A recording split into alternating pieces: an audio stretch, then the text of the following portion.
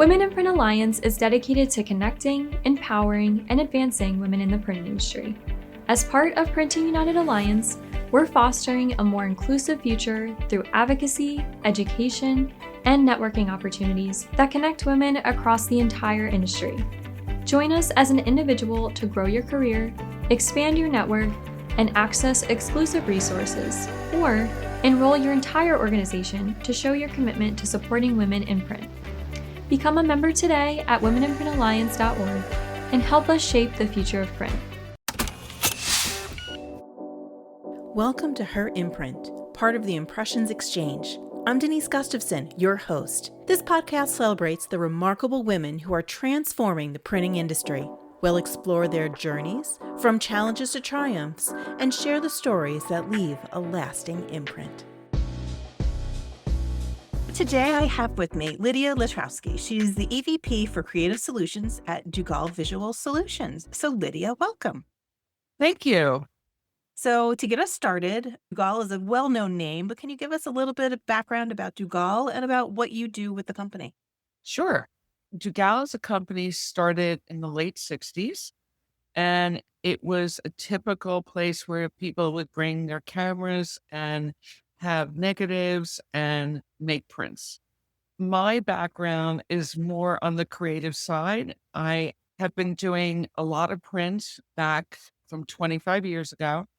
And I joined Duggal about 5 years ago. And the reason I joined Duggal from a very corporate environment, I must add, I joined Duggal because Duggal had so many different services, not just print. It was very attractive to me to bring my clients over as the industry expanded above and beyond print. Really cool. So you've been with Duggal for 5 years, you said, Yes. and other various positions in creative services. Is that what your background is? Yeah, my background really stems from fashion Okay.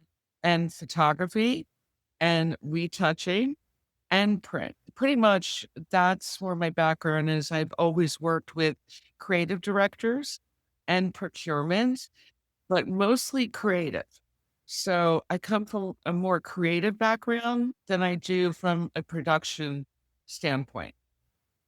So why Duggal? Why print? What was it that really, you said some of it was just the breadth of services that they had, but what was it about print and the industry that really made it something that could become a home for you?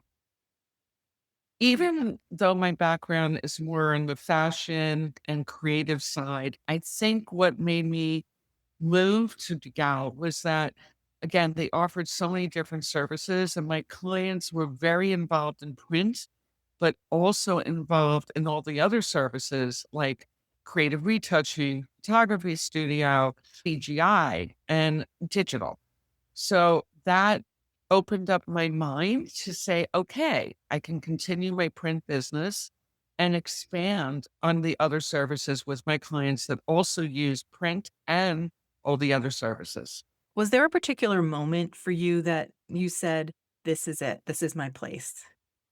What I liked about, besides that, I really liked Mike Duggal was the facilities, his idea of expansion, his idea of the future.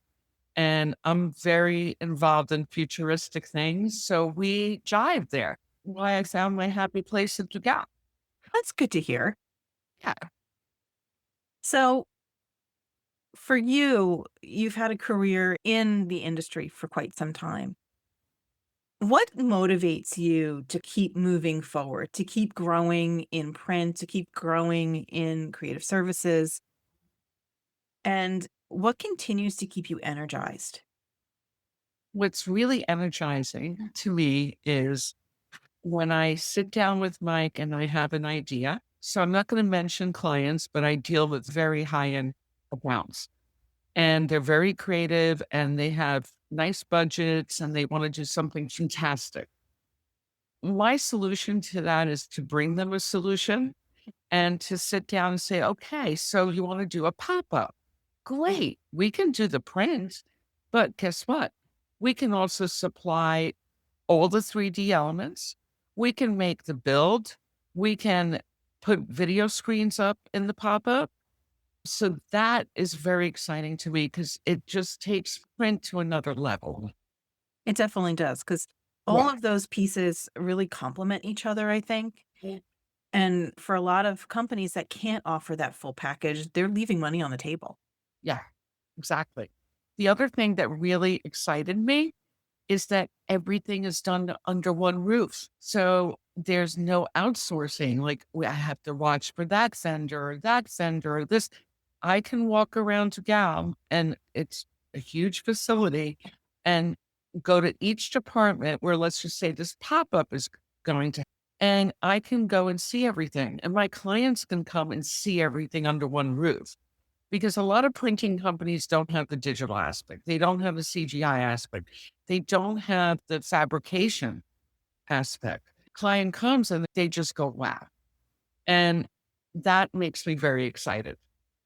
So the technology is part of what excites you, really. 100%. Why? What is it about that technology that really, obviously, it's reshaping the industry, but how do you see it as an opportunity for you, even for the company? It's a good question. I think my answer to that would be the print evolved. The technical part is the fact that we can actually do the printing and also manage the color from one department to the next department. Examples, we do a giant billboard and then there are video screens. We can manage the content on those screens because we already have the print files. We can transfer those into digital files. So there, the screen and the billboard will be the same color. It won't be one will be purple and one will be white or so I think that technology has really advanced printing. And the other technical part is the digital aspect that comes into play. We have the digital aspect that now is so prevalent with clients and they want that experience. And they'll say, you guys do print and you do digital. Can we marry the two? That's where it becomes so incredible. And they get the entire experience from one source and one department to another department that all makes one big, giant, beautiful, let's say, pop up. Yeah. It's always amazing to me of what printers like Duggal can do.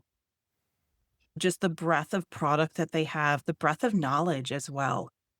Because there's, like you said, the company was started in the 60s. They've seen so much over the years. Exactly. And the passion behind it. I'm very passionate. So I think that we are unique in that way where we're problem solvers. We're not just, okay, we'll make you a print. We'll make your print, but how about the digital part? What about the retouching part for the print?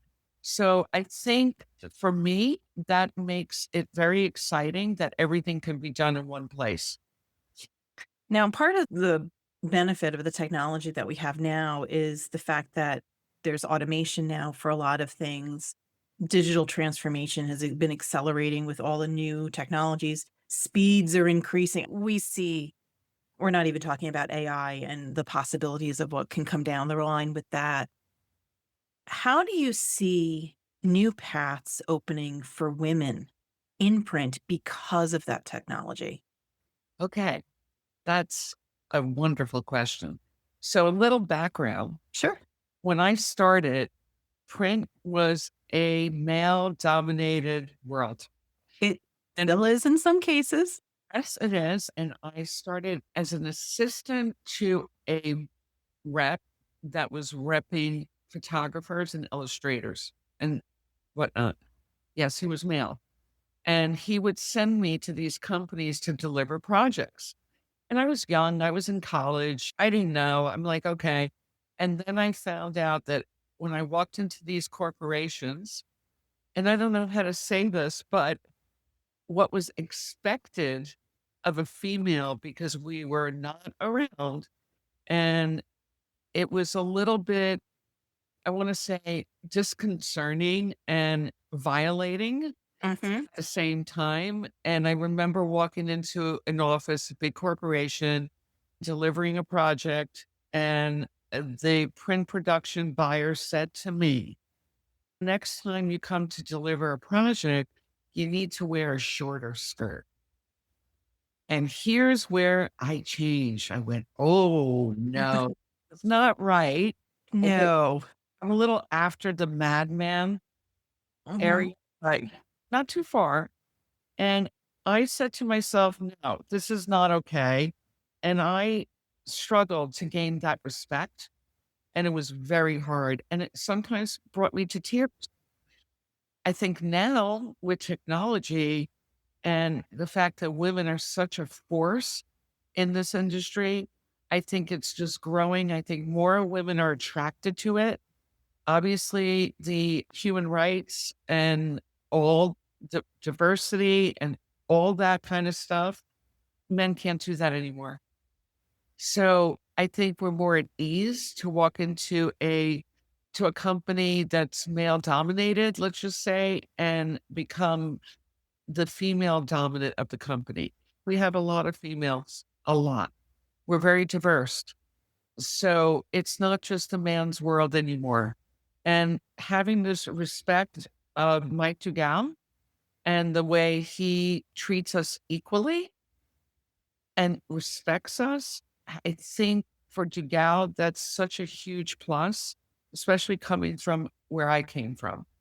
And it's interesting because, like, when you said that experience that you had as a young woman Mhm. in a male-dominated industry, kind of madman era, it's they saw women more as objects more so than people in some regards. Absolutely. And there were times where I knew I was smarter. I knew more, but it didn't matter because we were an object then. I think now we're getting a lot more respect as females, and my clients now are mostly female. There's one here and there that's a male, but the females, I think we just bond better and we respect each other better. So on the client side, it's not male dominated anymore at Which all. which is good. Yes. Yes. And in some cases, men are, especially these days, men are fine. It's not that they don't have any issues. Right. Obviously, there's some subtle bias that's still there.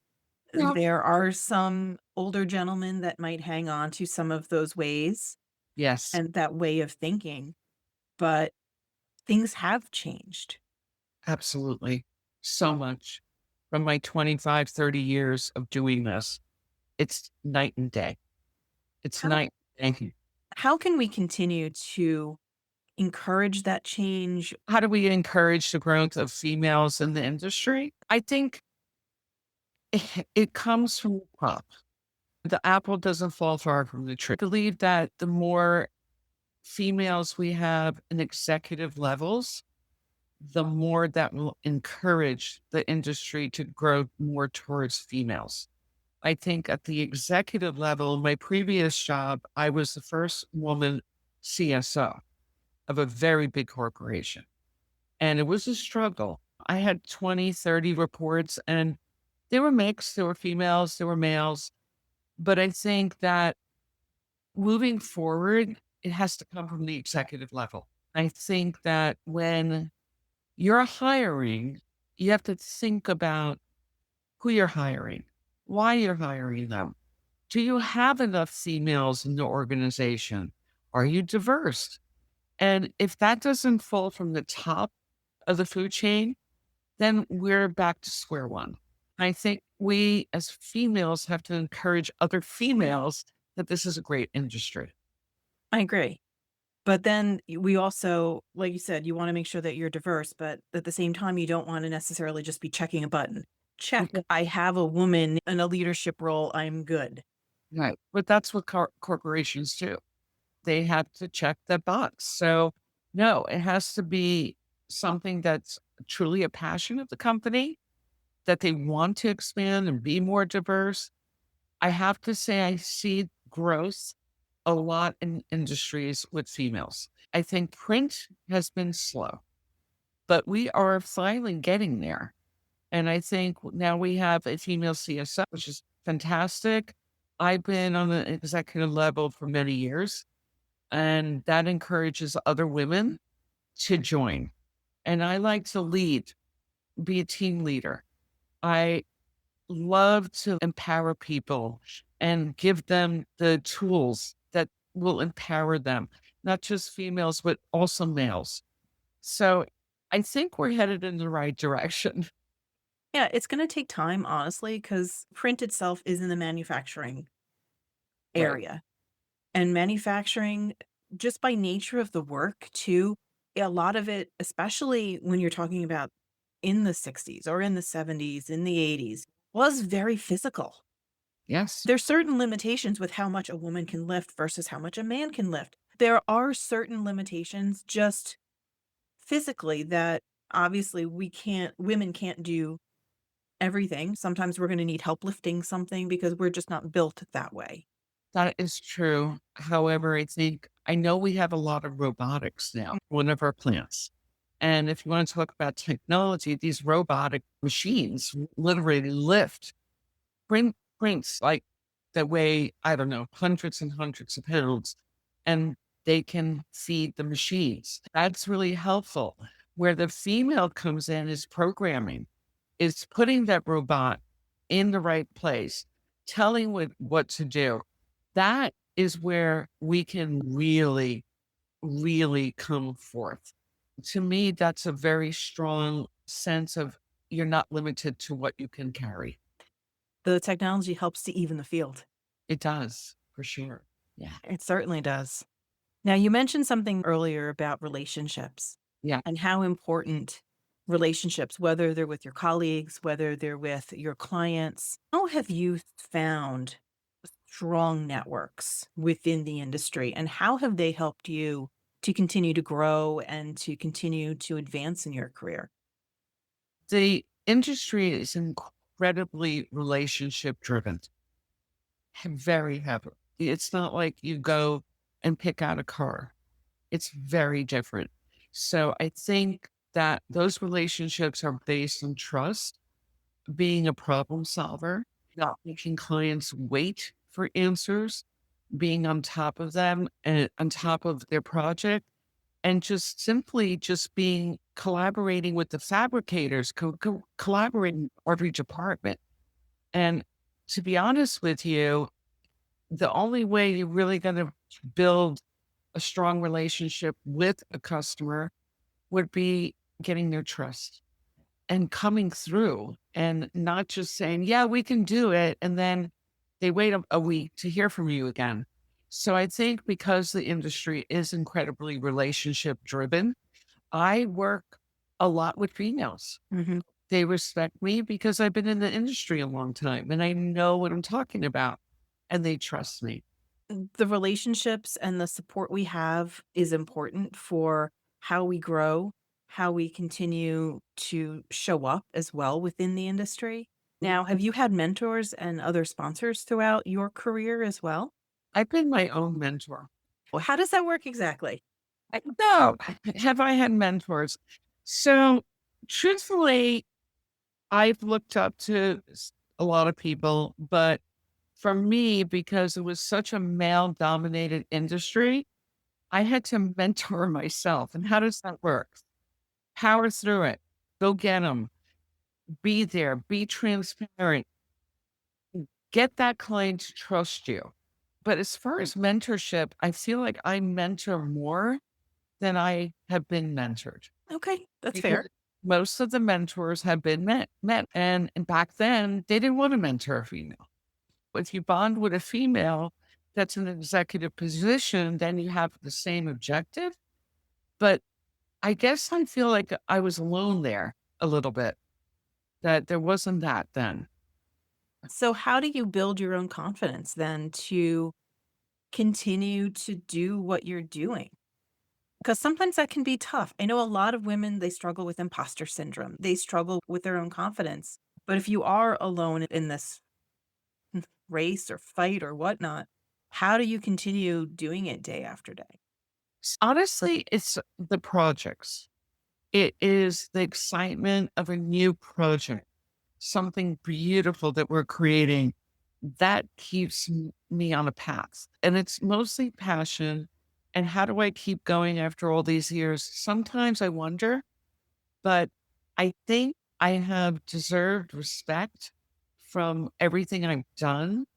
And I grow my business basically through relationships, through trust, building confidence in myself. And how do I do that? I hate to say this, but I'm good at what I do. If I'm not confident at this point in my life, then there's an issue. I think you have to be self-motivating in this industry. That's a huge word for me, is being self-motivated.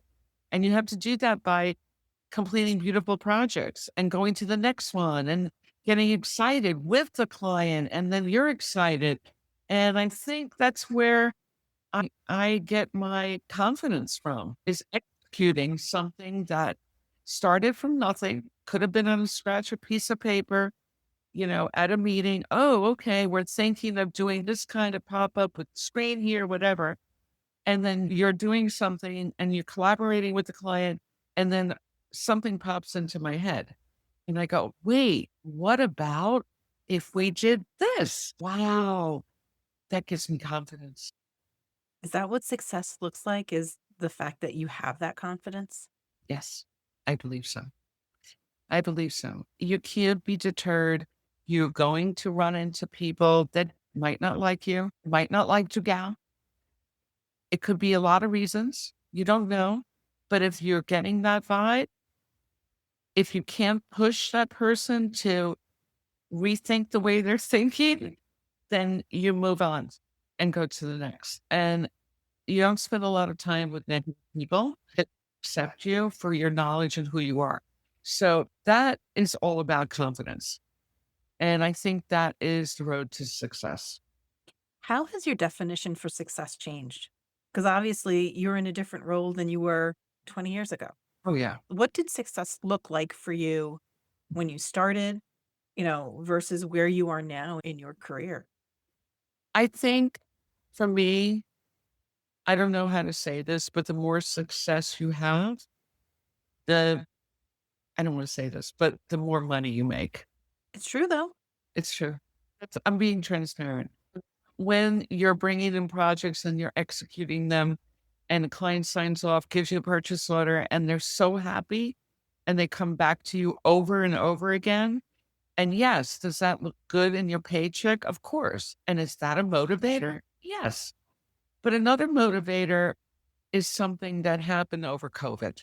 And I think the ability, and this goes back to a little bit about freedom, the ability for a female to have a child and work at home when needed, can come into the office 3 times a week instead of 5.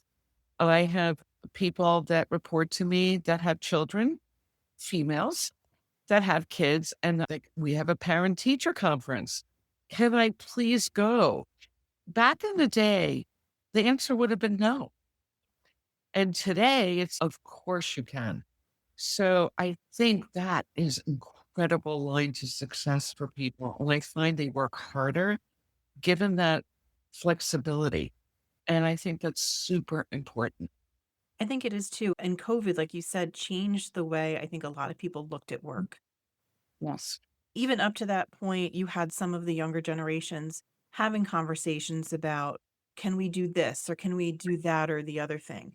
But COVID, I think, really brought it to the fore. Obviously, there's certain positions, if you're a pressman or, But I'm talking about sales. but yeah, Uh, but in sales, but in some of the executive teams or even on the press room floor, is there different shifts or flexible shifts that can be done so that way people have that flexibility now? But those are conversations we were not having No, 10 years ago. sure. When I had my first child, I think I had 2 weeks. Mhm. That was, and I had to go back to work. And that was difficult. Now it's a lot easier and companies are being more flexible with that. I think that's important. I think that's a turn on for people to join the industry and going back to that, because if you're a female and you're, let's say, planning on having children, or I don't know, you have a mother that's very ill at home, or father or whatever the situation is, if there's flexibility, that person is going to be more motivated to be successful. However, there are those that take advantage of it. Yeah, that's true And though. that's true. And that comes back to self motivation. If you want to make money and if you want to do sales in this industry, you have to be self motivated. If you're going to sit around and just bank on the few clients you have, that's not going to work. You're not going to be successful. So you have to branch out. You have to go from one client knows another one. I had a client that left a very famous fashion house and went to another one. And what happened? She brought me with her. And guess what? Now I have that client. So networking is Yeah. huge. So I hope that answers that question. Maybe No, it does indeed. And it's interesting that when you were talking about success, that you were in a way reluctant to talk about the monetary part of it. Why? What makes us so uncomfortable to measure some of our success by the money that A, we're bringing in, or that it's hitting our paycheck? It is a measure of success. it is. It's hard work. Yeah. There's so much disappointment and rejection. It's incredible. If you don't have confidence and you constantly get rejected, it's a horrible feeling. I have a wall with that now. But back to, I think it's a little bit of guilt. You tell your friends, know you're successful, your family, but you don't want to go around and tell your coworkers how successful you are because that just doesn't work. And that's when sometimes then it's how happy are my clients? Are they Exactly. continuing to come back? Because that's another measure of success. If your Abs- clients aren't coming back, that says something too. Huge, Yeah. huge. I have had repeat clients for over 20 years. And in those 20 years, they've moved to different companies. That's a way to expand your business. Definitely. And then it all starts with the trust. They trust you. You're going to solve their problems. They don't have to worry. You're transparent. You don't lie to them. Tell them the truth. If the project you think it's going over budget, say, hey, guess what? I don't think you have the budget. What do you, and then they say, what can we do within budget? So I go, you know what? Let me come back to you. I'm going to propose something that will work within your budget. That is the give and take. That's the trust. And that's when you can grow your clientele and repeat clientele. Exactly. So as we're wrapping up, my favorite question, and it's the one that I always end with. So Okay. knowing what you know now, Mhm. so your history in the industry, all the different positions you had, the ups, the downs, all of the things that have made you who you are at this point in Mhm. time. If you were just starting out in the industry today, Mm. what advice would you give yourself? Oh, that's a good one. I have to give that a little thought. I think it would be know your industry. Try to answer questions intelligently. Don't pretend. Because I think when I was younger, I didn't know a lot. I just went with the flow. Now that people are more educated, I would say if I had to walk in here, I would educate myself a lot more about the industry, about print, about digital, about every aspect of visual solutions. I would go in with the knowledge that I didn't have then, and I would be more open to exploring different opportunities like I do now. Back then, we were a little stuck. And of course, as a younger female, I was stuck. And now I'm like, okay, because I have the confidence and the knowledge, you can't walk into this industry without the knowledge. You have to have the knowledge. You have to know your customer. You have to know what you're telling them.